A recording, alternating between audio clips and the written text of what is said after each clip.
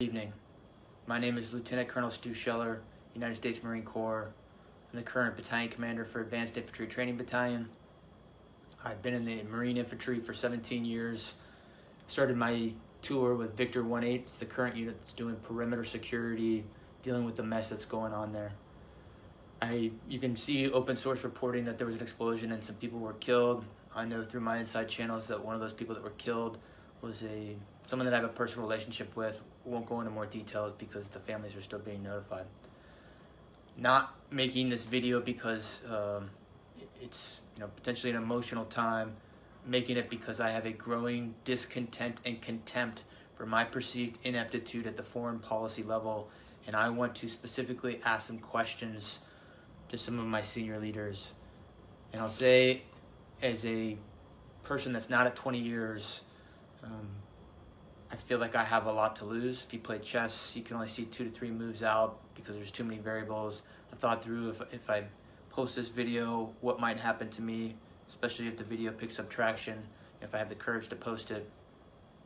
But I think what you believe in can only be defined by what you're willing to risk.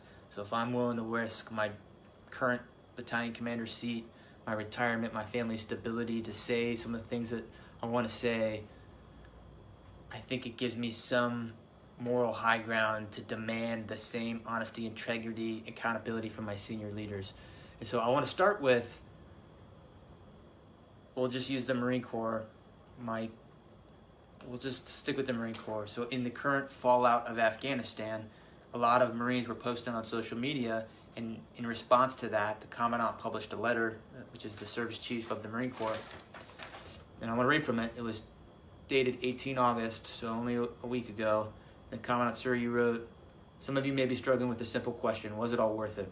We want you to know that your service is meaningful, powerful, and important. You fought for the Marine to your left and the Marine to your right. You never let them down."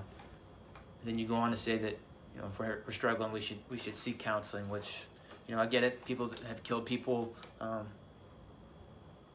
killed people, and I seek counseling, and that's fine. There's a time and place for that. But the reason people are so upset on social media right now is not because the Marine on the battlefield let someone down.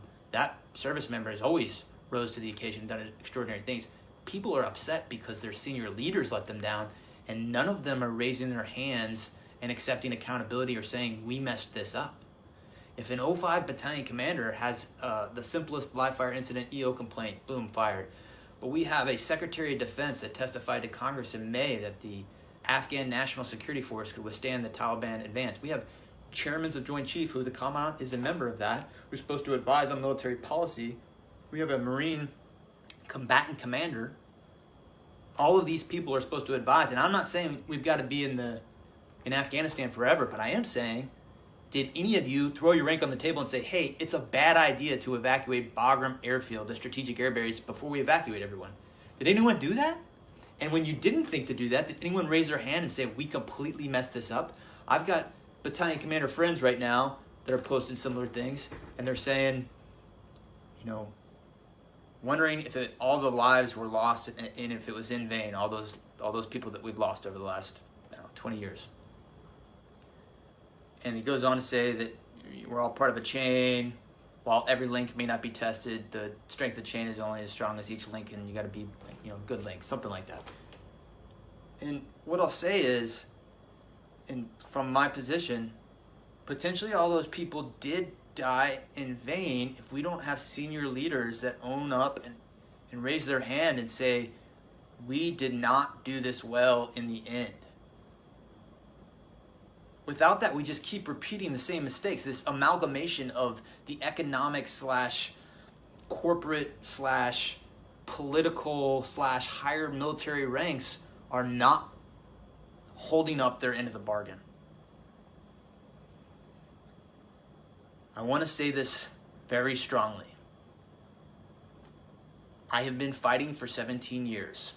I am willing to throw it all away to say to my senior leaders, I demand accountability.